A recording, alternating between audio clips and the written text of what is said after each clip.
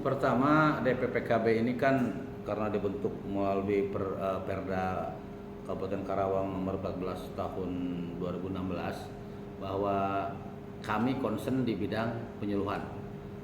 Berarti objeknya adalah tenaga kita, tenaga PLKB kita yang sekarang ini memang sudah sangat sedikit, di mana PNS saja tinggal 43 orang. Untuk meningkatkan itu, untuk melakukan daya saing, kita punya tenaga yang namanya PLKB dan PNS sebanyak 163 orang.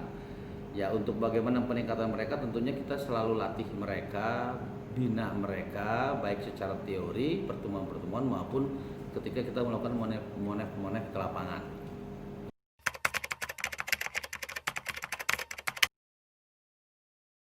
Kader KB kalau dalam bahasa kita adalah institusi masyarakat pedesaan.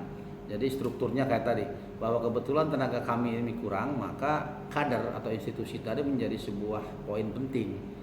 Kader itu di tingkat desa ada yang namanya PPKBD atau Pos KB. Di tingkat dusun atau RW ada yang namanya sub PPKBD, sub Pos KB. Mereka punya peran penting untuk sebagai kepanjangan tangan dari program KB yang selama ini berjalan di masyarakat. Jadi kami tidak hanya mengandalkan petugas KB yang tinggal sedikit, juga kader buat kami adalah pilar terdepan untuk mensukseskan program keluarga berencana.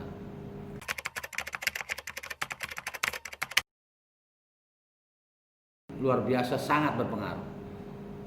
Di awal saya bilang tadi bahwa titik berat dari program KB adalah penyuluhan.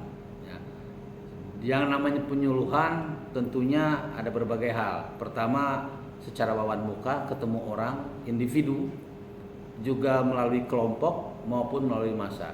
Nah, ketika COVID ini datang, dimulai bulan-bulan Maret lah, akhir Maret, kami memang membatasi melakukan penyuluhan secara langsung. Nah, tapi kami punya media lain. Jadi kita punya media sosial, baik itu Twitter, Instagram, FB, yang wajib dimiliki setiap satpol PPKB di kecamatan, yang diberdayakan sedemikian rupa untuk melakukan penyuluhan ke masyarakat. Selain memang terkadang kita juga sesekali melakukan kegiatan yang sifatnya virtual meeting. Misalkan kader di mana di rumah masing-masing menggunakan HP, kemudian kami di kabupaten atau mungkin melalui satpol kecamatan yang melakukan penyuluhan pembinaan melalui Zoom meeting tadi lah, seperti itu.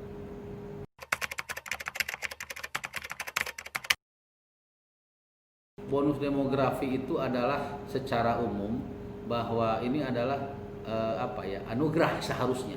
Bonus itu berarti sesuatu yang baik, bonus ya. Kalau sesuatu yang tidak baik itu bukan bonus, artinya malah petaka. Bonus demografi adalah di mana usia produktif. Ya, usia produktif itu lebih banyak dari yang tidak produktif. Artinya usia muda umur 30-an sampai umur 55 itu usia produktif itu jumlahnya lebih besar dibanding yang lansia maupun yang remaja ke bawah. Dan kami dan kita di Indonesia ini sekarang memiliki itu.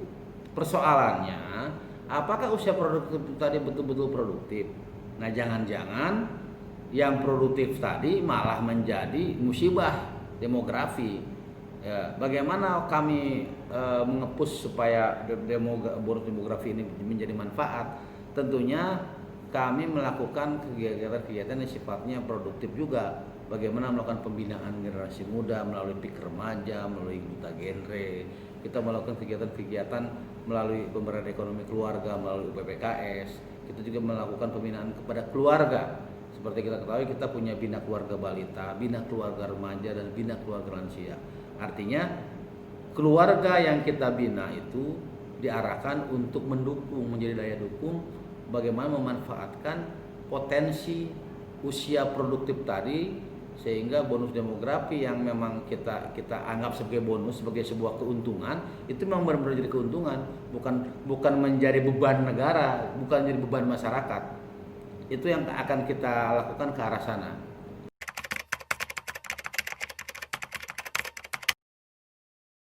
Kita melakukan pendataan secara langsung itu 5 tahun sekali, namanya pendataan keluarga. Yang tahun ini seharusnya ada pendataan keluarga, cuma karena pandemi kita mundur 2021. Biasanya Dari hasil penataan 5 tahun sekali tadi, setiap tahun kita melakukan namanya updating data. Nah, updating data itu untuk mengetahui berapa besar sih jumlah penduduk kita menurut skala apa ya, skala per usia. Misalkan 0 sampai 5 tahun disebut balita, 5 sampai 6 tahun disebut anak-anak, 6 sampai umur 21 misalkan remaja dan sebagainya. Nah, dari data tadi kita memanfaatkan usia-usia produktif tadi seperti apa sih? Oh, usia produktif itu dari mulai angkatan kerja misalkan ya, angkatan kerja usia-usia 20 tahun sampai 55 tahun, kita punya data itu dan kita pilih berdasarkan kelompok kegiatan yang kita miliki. Yang saya di awal tadi bilang, kita punya PIK remaja, kita punya duta genre, kita punya bina keluarga balita, remaja, lansia. Nah, dari situ kita bisa memilah dan memilih porsinya apa nih.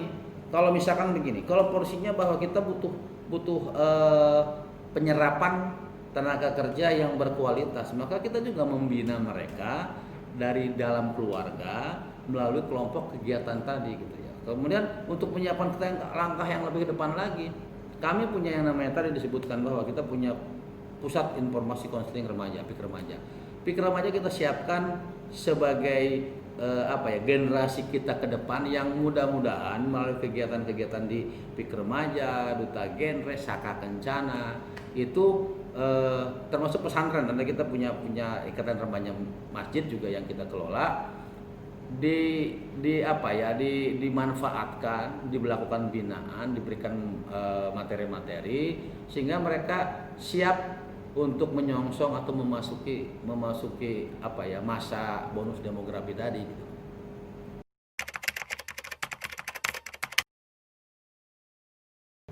Kita konsen.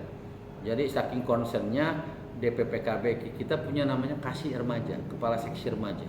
Ya, di situ bagaimana DPPKB menyiapkan kualitas keluarga, kualitas manusia Indonesia yang berkualitas tadi sejak dini ya.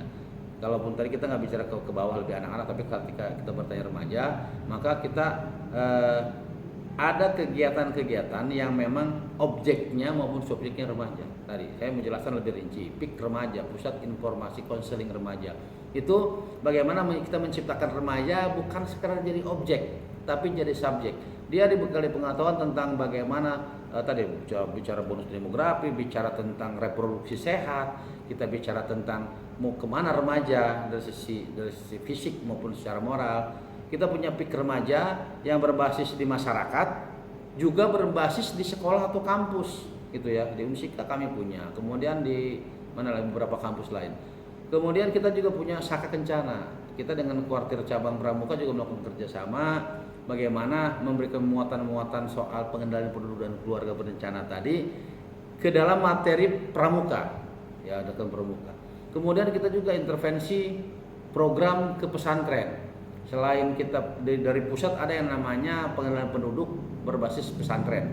Kita juga punya mitra ya. Kita punya mitra, punten saya sebut nama Hirmaka, Himpunan Remaja Masjid.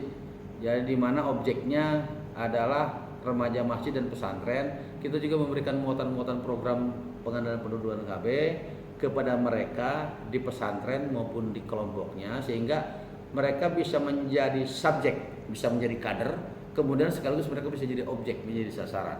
Apa yang menjadi objek mereka? Pertama misalkan tidak menikah muda contohnya, kemudian tidak mendekati menggunakan narkotika, kemudian kita juga menjauhkan dari HIV/AIDS misalkan seperti itu. Kemudian juga kita sebisa mungkin kader-kader tadi PIK remaja, duta genre, Saka Kencana maupun remaja masjid dan remaja pesantren tadi tidak terlibat dengan kegiatan-kegiatan negatif yang di luaran ya, tawuran, kemudian kebut-kebutan dan sebagainya. Di kelompok itu mereka dikenalkan bagaimana menjadi remaja yang aktif, produktif dan tentunya baik untuk dikembangkan ke depan.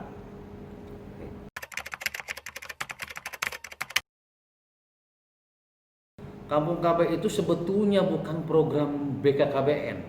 Dia malah program Presiden Joko Widodo secara langsung. Artinya gini, saya mau cerita sedikit tentang Kenapa sih muncul Kampung KB di awal? Kampung KB itu ketika Presiden Joko Widodo jadi presiden tahun 2014, dia agak terkaget-kaget katanya gitu ya, menurut kesaksian.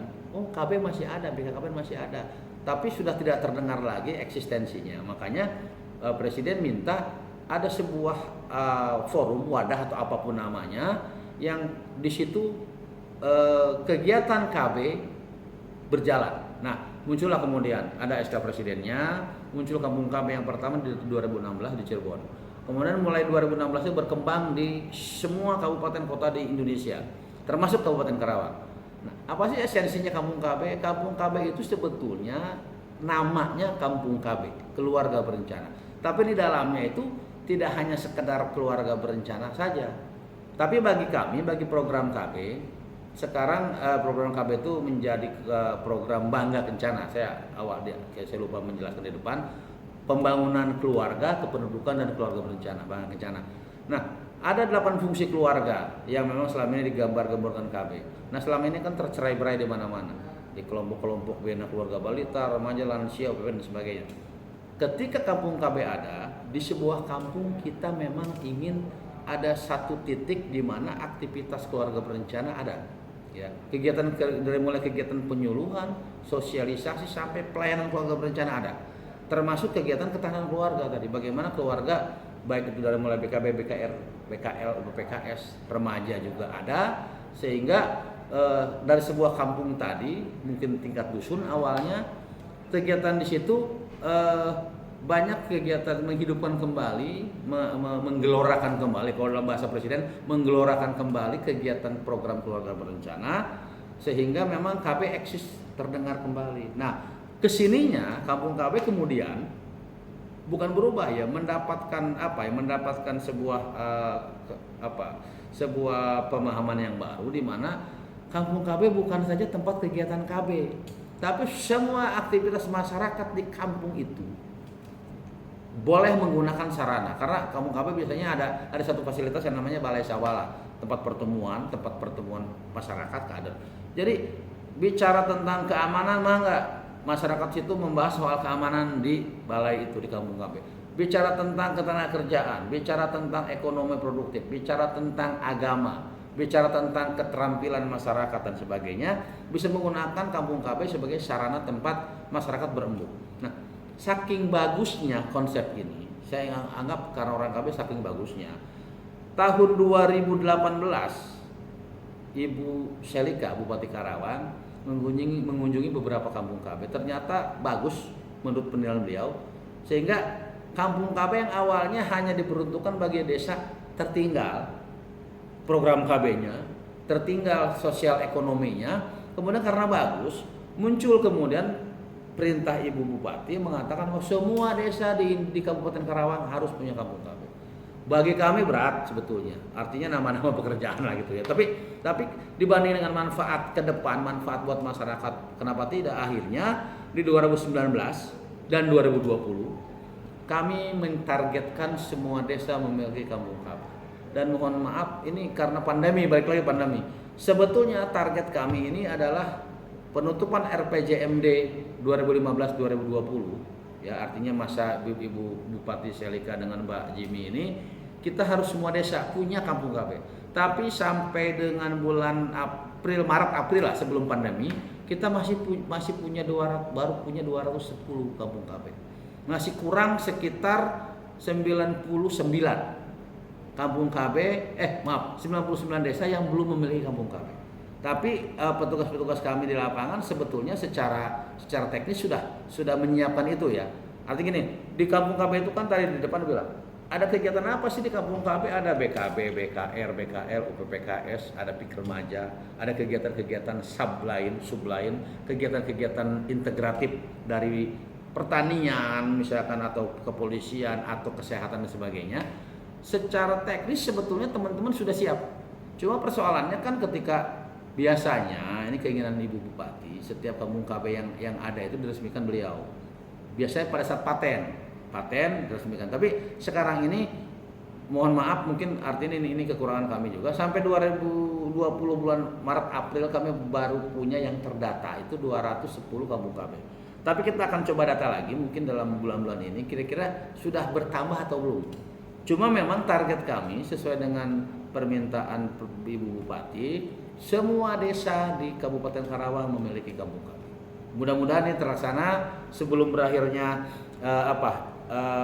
masa bakti Bupati dan Wakil Bupati sekarang, belum masa berakhirnya. Mudah-mudahan kami bisa mewujudkan di 309 desa dan kelurahan.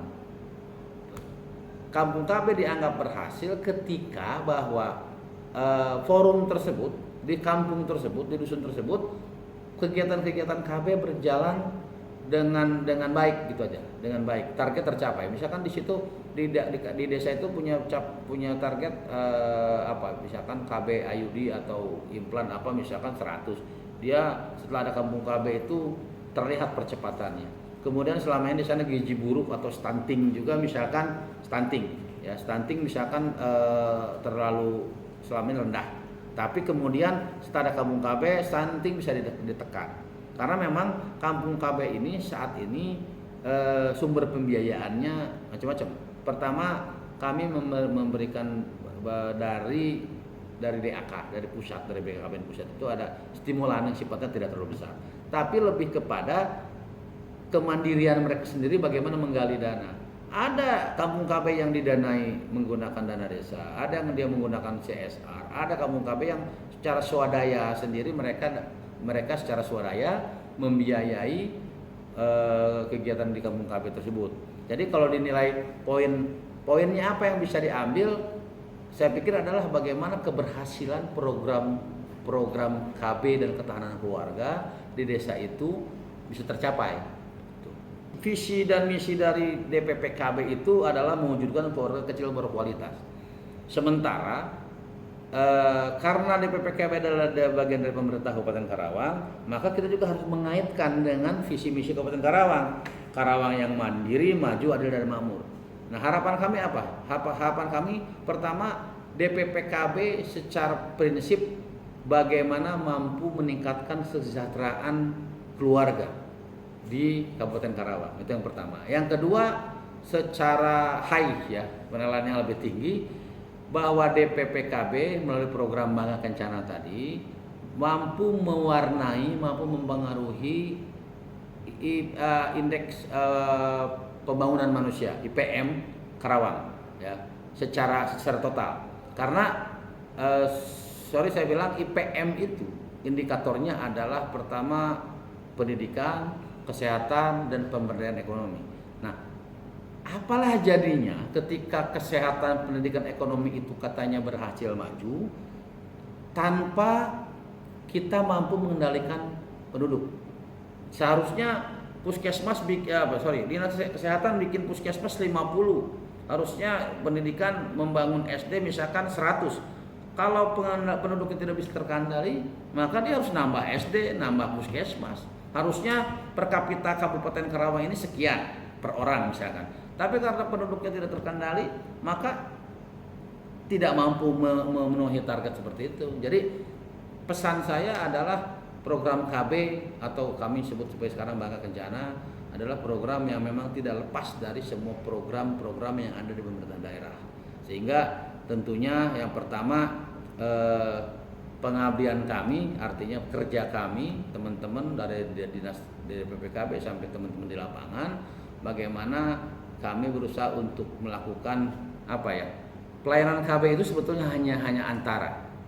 Yang lebih mendasar lagi, input kami adalah melakukan penyuluhan, prosesnya adalah pelayanan KB. Outputnya apa? Ketika masyarakat sudah menjadi peserta KB, maka dia akan lebih nyaman, maka dia bisa lebih mempertahankan kualitas keluarga. Ketika kualitas keluarga baik, ketika kualitas keluarga mulai ajeg, mulai mapan, maka secara otomatis, secara langsung, maka keluarga-keluarga menjadi sebuah masyarakat Kabupaten Karawang juga ikut maju dan berkualitas. Baik lagi kembali ke visi dan misi Kabupaten Karawang tadi, Karawang yang mandiri, maju, adil dan makmur.